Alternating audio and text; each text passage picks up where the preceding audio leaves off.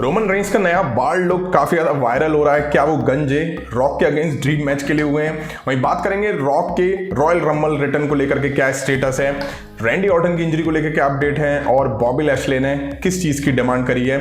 इन सभी अपडेट्स के बारे में बात करेंगे जो कि काफी कमाल की और इंटरेस्टिंग होने वाली हैं। उम्मीद है आप सभी को पसंद आएंगी, तो लाइक करे बिना मत जाइएगा और हाँ, चैनल पे नए हो तो चैनल को सब्सक्राइब करके बेल आइकन को प्रेस करना मत भूलिएगा।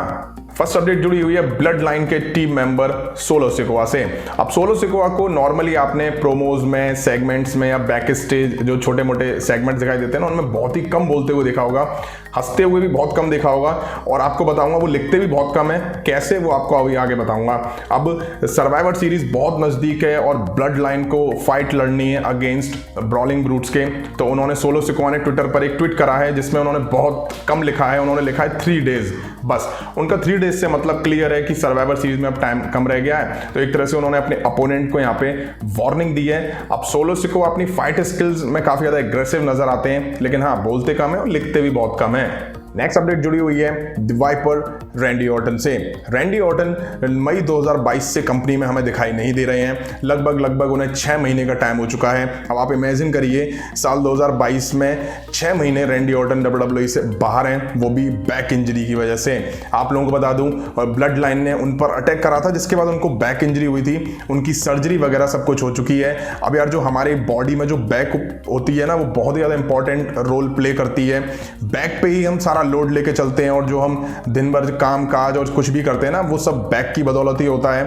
आप लोगों को बता दूं, बैक में जरा सी मोच आ जाए ना तो उठना मुश्किल हो जाता है। अब आप एज्यूम करिए, रैंडी ऑर्टन के तो खैर वहाँ पे सर्जरी वगैरह हुई है और वो कुछ भी कर पाने की कंडीशन में नहीं है।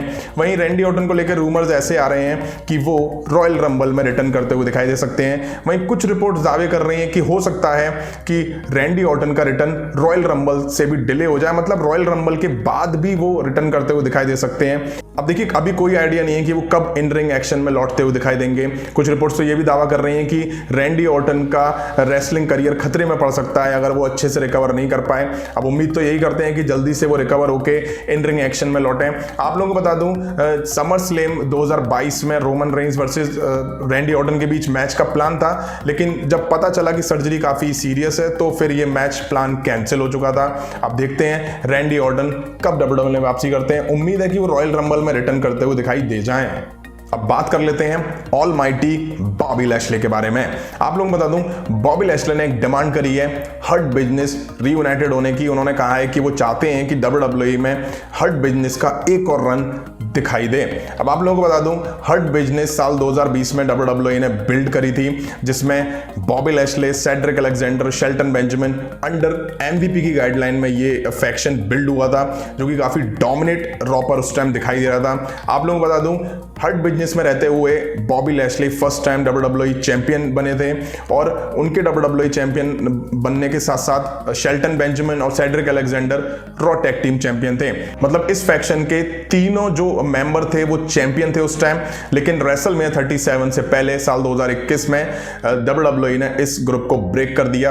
अब जब ये ग्रुप ब्रेक हुआ ना, तो उसके बाद से MVP Shelton Benjamin, Cedric Alexander का कुछ अता पता नहीं है। MVP भी ओमास को मैनेज करते हुए दिखाई दे रहे हैं और उनको लेकर के कुछ खास दिख नहीं रहा है। शेल्टन बेंजामिन जब भी मैचेस में दिखाई देते हैं तो वो हारते हुए दिखाई देते हैं। सेड्रिक अलेक्जेंडर भी जब भी दिखाई देते हैं तो हारते हुए दिखाई देते हैं। अब केवल और केवल WWE में जो अच्छा पुश मिल रहा है वो बॉबी लैशले को ही मिल रहा है। अब देखिए, जब से triple H head of creative बने हैं उसके बाद से उम्मीद जताई जा रही है कि हाँ, हर्ट बिजनेस फिर से रीयूनाइटेड हो सकता है, फिर से ये लोग साथ आ सकते हैं, लेकिन मुझे इसके चांसेस अभी थोड़े कम लग रहे हैं क्योंकि बॉबी लैशले रॉ ब्रांड में परफॉर्म करते हैं और उस ब्रांड में ऑलरेडी 2 बड़े ग्रुप पहले से ही एक दूसरे से क्लैश होते हुए दिखाई दे रहे हैं। फिर मैं बात करूं जजमेंट डे की, उसमें भी 4 मेंबर हैं। वहीं उसके अगेंस्ट जो दिखाई दे रहा है मेंबर, वो OC, उसमें भी 4 मेंबर हैं। अब WWE अगर रॉ ब्रांड में हर्ट बिजनेस को भी बिल्ड करके रख देगी तो फिर मुझे लगता है कि इस ब्रांड में घचड़ पिचड़ फैल जाएगी। अब या तो ये हो कि ड्राफ्ट के बाद WWE इन सभी सुपरस्टार को स्मैकडाउन में शिफ्ट करके वहां इस ग्रुप को बिल्ड करे तो अच्छा होगा। नेक्स्ट अपडेट जुड़ी हुई है द पीपल चैंप रॉक से। अब रॉक को लेकर के यार बड़े रूमर सर्कुलेट होते रहते हैं। मैं फिर बात करूं रेसलमेनिया की खत्म होने के बाद, और जैसे जैसे रेसलमेनिया पास आती जाती है वैसे वैसे रूमर्स ये बढ़ते चले जाते हैं। पिछले काफी सालों से इस तरह के रूमर्स चल रहे हैं कि रोमन रेंज वर्सेस रॉक के बीच फैंस को एक ड्रीम मैच दिखाई देगा।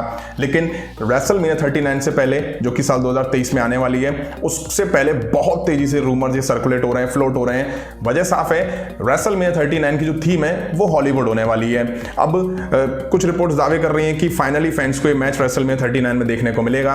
वहीं कुछ रिपोर्ट्स ने ये दावे करे हैं कि रॉक रेसलमेनिया 39 से पहले ही WWE में रिटर्न करते हुए दिखाई देंगे, ड्रीम मैच सेटअप करने के लिए अगेंस्ट रोमन रेंज। अब जैसे ये रूमर सर्कुलेट हुए तो एज्यूम करा जाने लगा कि रॉक हमें रॉयल रंबल में रिटर्न करते हुए दिखाई दे सकते हैं, और फिर वो शायद हो सकता है कि रॉयल रंबल जीत के रेसलमेनिया 39 में रोमन रेंज को वर्ल्ड टाइटल के लिए फेस करें ग्रैंड स्टेज पर। लेकिन अब कुछ रिपोर्ट्स ऐसे दावे कर रही हैं कि रॉक रॉयल रंबल में रिटर्न नहीं करने वाले हैं। मतलब कि वो ये क्लेम कर रही हैं कि रॉक रॉयल रंबल में फैंस को नहीं दिखने वाले हैं। अब किन रिपोर्ट्स में सच्चाई है यार, ये तो टाइम आने वाला बताएगा। वैसे अगर रॉक रॉयल रंबल में रिटर्न नहीं करने वाले हैं तो सोचने वाली बात ये है कि WWE को अगर रोमन रेंज वर्सेस रॉक के बीच रेसलमेनिया 39 में मैच दिखाना है तो WWE इसको कैसे बिल्ड करेगी, कहां से इस स्टोरी लाइन को शुरू करेगी।